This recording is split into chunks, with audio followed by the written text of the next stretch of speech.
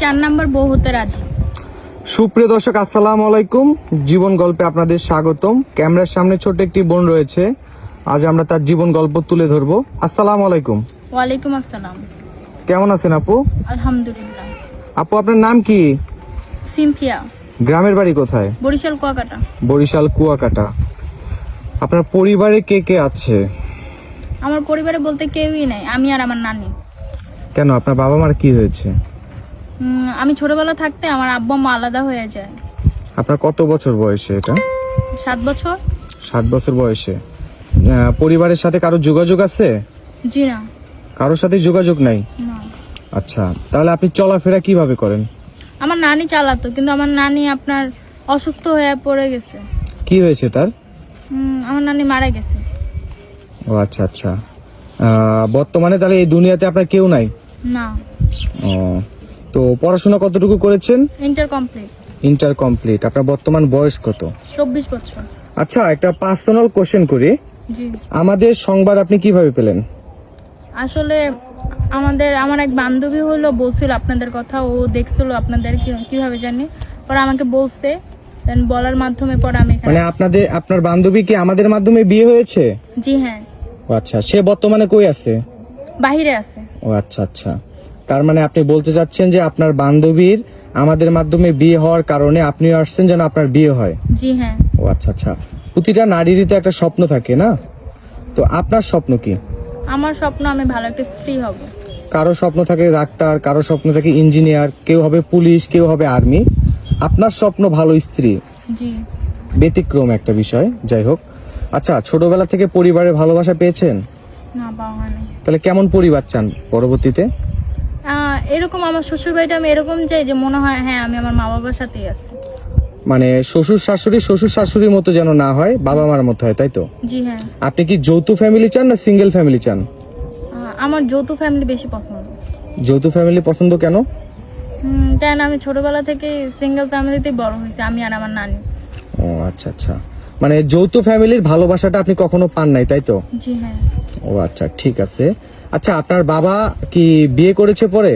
জি হ্যাঁ, বাবা মা দুজনই করেছে। তারা কি আপনার সাথে কথা বলে? না। আপনি বলেন না?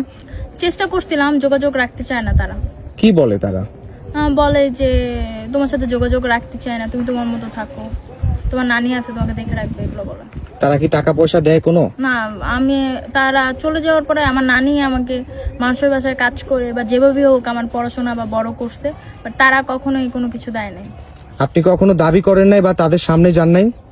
আসলে দাবি করার ওই ওয়েটাই হয় নাই। কেন, আমার বাবা মা যেভাবে কথা বলতো, কথা বলার ভঙ্গিতে মনে হয় না যে তাদের কাছে দাবি করাটা উচিত আমার। ও, তারা এখন বর্তমানে সুখে আছে আপনাকে ছাড়া। হুম। ধরতে গেলে আপনি বাবা মা থাকতেও এতিম, তাই তো? জি হ্যাঁ। আচ্ছা, সুপ্রিয় দর্শক, অল্প সময় তো জীবন গল্প শেষ করা যায় না কারো, বাট এই বোনটির জীবন গল্প শুনে অনেক কষ্ট লাগলো আমার কাছে, যে বাবা আছে মা আছে তাও সে এতিম ধরতে গেলে। আচ্ছা, আমাদের প্রতিবেদনে আসার মূল উদ্দেশ্য কি? একটা ভালো জীবনসঙ্গী খুঁজে পাওয়া।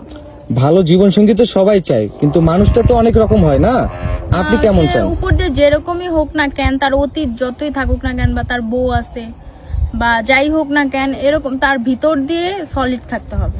আচ্ছা, কোনো প্রবাসী ভাই যদি আপনাকে বিয়ে করতে চায়, যে যদি বলে সিনথিয়া আমি আপনাকে বিয়ে করব, আপনার দায়িত্ব নিব, সেক্ষেত্রে কি করবেন? আমার কোনো তাতে আপত্তি নেই। তার যদি আগে কোনো বউ থাকে, বাচ্চা থাকে?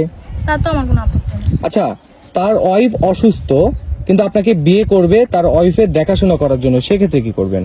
না, সমস্যা না, আমার বোনের মতোই তো, আমি তো দেখাশোনা করতেই পারি তার। এখন তো বলতেছেন বোনের মতো, পরে সতীনে ঝগড়া করবেন না তো? না, সদিনে বোনের মতো থাকবো। যাক, মাশাআল্লাহ। আচ্ছা, আপনার পার্সোনাল ফোন আছে? না, আমার পার্সোনাল কোনো ফোন নাই। কি বলেন, এই যুগে পার্সোনাল ফোন নাই মানা যায়? আসলে ছিল, আমার নানি অসুস্থ থাকার সময় বিক্রি করে ফেলছে। সুপ্রিয় দর্শক, এই বোনটির পার্সোনাল কোনো ফোন নেই। ডিসপ্লেতে দেওয়া একটি নাম্বার রয়েছে, ওনার সাথে যদি যোগাযোগ করতে চান স্ক্রিনশটে একটি নাম্বার রয়েছে, ওই নাম্বারটি যোগাযোগ করবেন। ইমো হোয়াটসঅ্যাপ দুটি রয়েছে, ইনশাল্লাহ আমরা যোগাযোগ করায় দিব। আচ্ছা, আপনি কি নামাজ পড়েন? জি হ্যাঁ। 5 ওয়াক্ত? জি হ্যাঁ। সত্যি তো? কোরআন শরীফ পড়তে পারেন? জি হ্যাঁ। যাক, মাশাআল্লাহ। আচ্ছা, রোজার ঈদ কেমন কাটছে আপনার? রোজা রাখেন?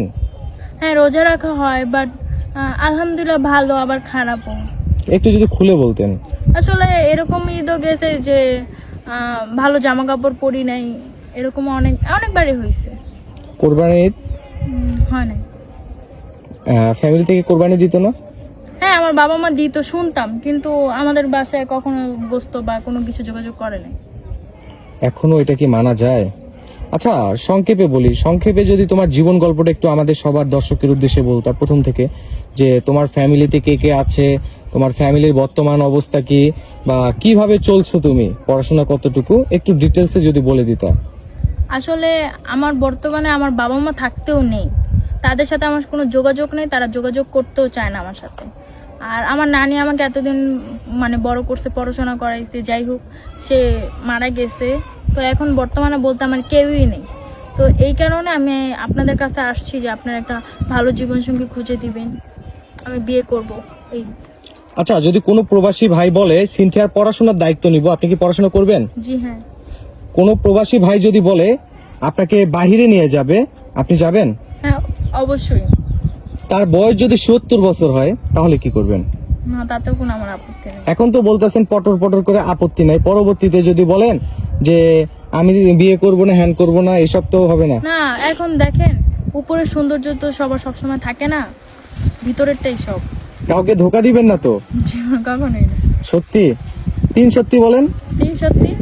আচ্ছা, সুপ্রিয় দর্শক, এই বোনটির জীবন গল্প শুনলেন। ইনশাল্লাহ আমরা আশা করব ভালো কারো কপালে যেন উনি পড়ে, ইনশাল্লাহ যে যেন সুখে থাকে। আচ্ছা, আপনার তো অনেক ভিডিও ছেড়েছি আমরা, আপনাকে কেউ ফোন দেয় নাই? দিয়েছে, কথা বলে, কিন্তু আমি এই দিন দেখে কেউ আমাকে বিয়ে করতে চায় না। কেউ কি দেখেন। খারাপ কোনো প্রস্তাব দিয়েছে? হ্যাঁ দিয়েছিল, কি বলেছিল? বলেছে যা বলেছে বলেছে। দয়া করে কেউ কোনো খারাপ প্রস্তাব দিবেন না।